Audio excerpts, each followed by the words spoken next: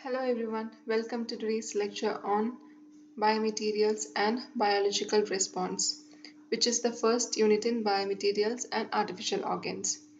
Before we study different biomaterials, we first need to understand what a biomaterial is, why it is needed, and how the human body reacts to it. Throughout this lecture, we'll answer some important questions. What exactly is a biomaterial? How have biomaterials evolved over time? What makes one material suitable for implantation while another is rejected by the body? What are the different classes of biomaterials and where are they used? Okay. Every day, millions of people rely on artificial devices such as dental implants, artificial joints, heart valves, contact lenses, and pacemakers. These devices improve or even saves lives. The materials used to manufacture these devices are known as biomaterials.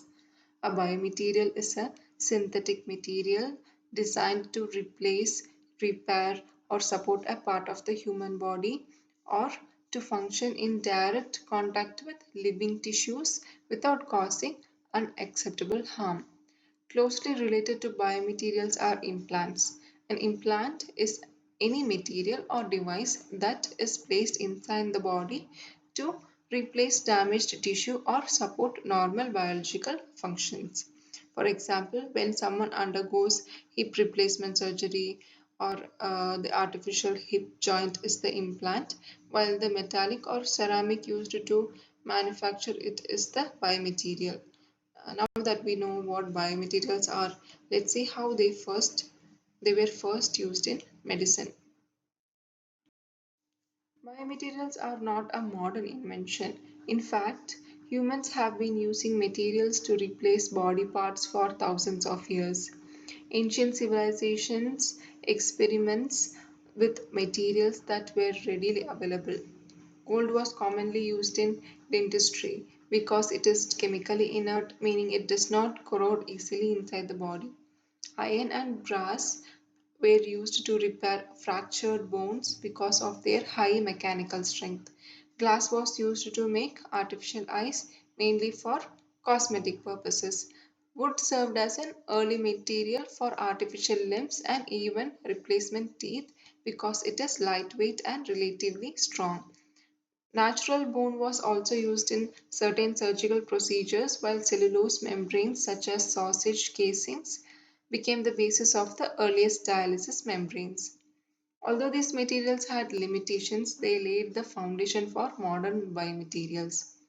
However, simply placing a material inside the body is not enough. The body must also accept it. This brings us to one of the most important concepts in biomaterials, which is biocompatibility.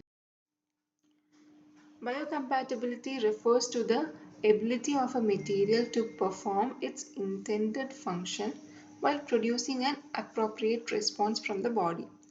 Notice the phrase appropriate response. A material is not considered biocompatible simply because it can be placed inside the body.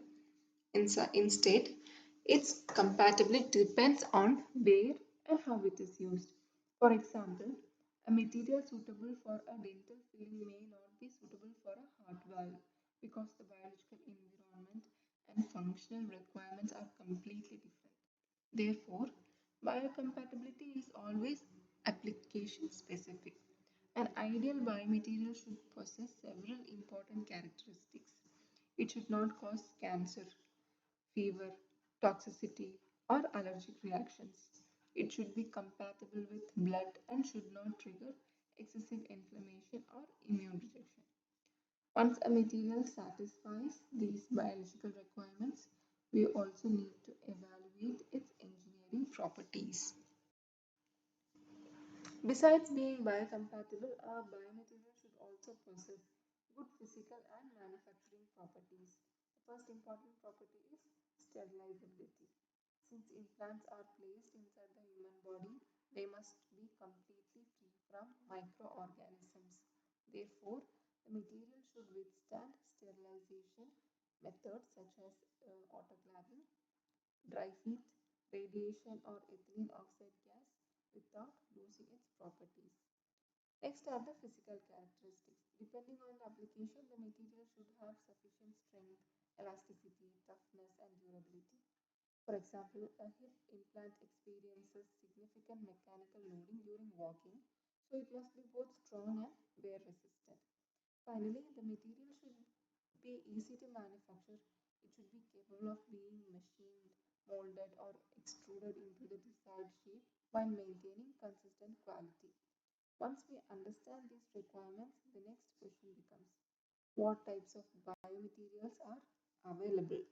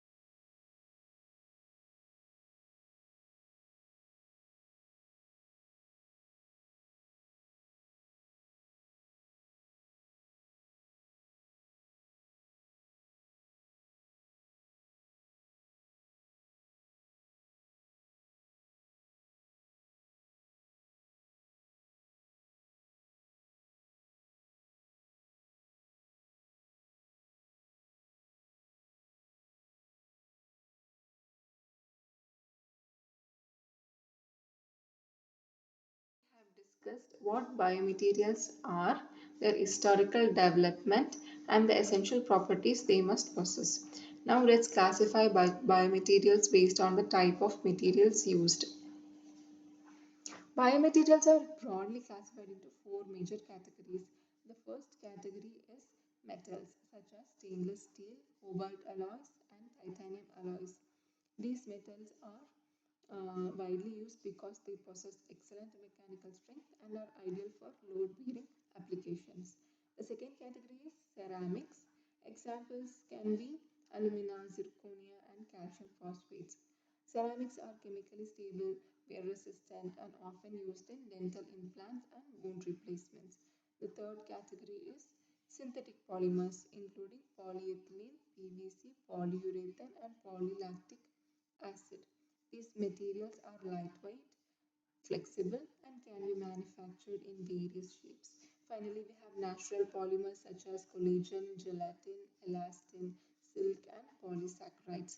These materials are derived from natural sources and generally exhibit excellent biological compatibility because they closely resemble the body's own tissues. Each class has unique advantages and is selected depending on the medical applications. Now let's see where biomaterials are used in real life. One of the most common application is in orthopedic implants such as hip and knee replacements. These require materials with high mechanical strength, wear resistance and low friction. Biomaterials are also used in cardiovascular devices including heart valves, vascular grafts and pacemakers. These devices must function reliably for many years while remaining compatible with the blood. In ophthalmology, biomaterials are used to manufacture intraocular lenses for cataract surgery and contact lenses where transparency and optical clarity are very essential. These examples shows that biomaterials have become an indispensable part of modern healthcare. Next, we are going to see the response of bodies when we transplant a uh, body part and replace it with the implant. So, what happens when a biomaterial is actually implanted inside the human body? The body immediately recognizes that something new has been introduced. It doesn't know whether this material is beneficial or harmful. Therefore, the immune system begins a series of biological events to evaluate and respond to the implant. This response occurs in a predictable sequence, which is shown in this slide.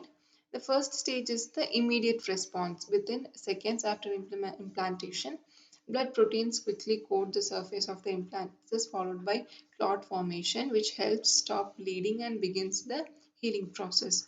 Next comes acute inflammation. During this phase, immune cells, especially neutrophils, arrive at the implant site.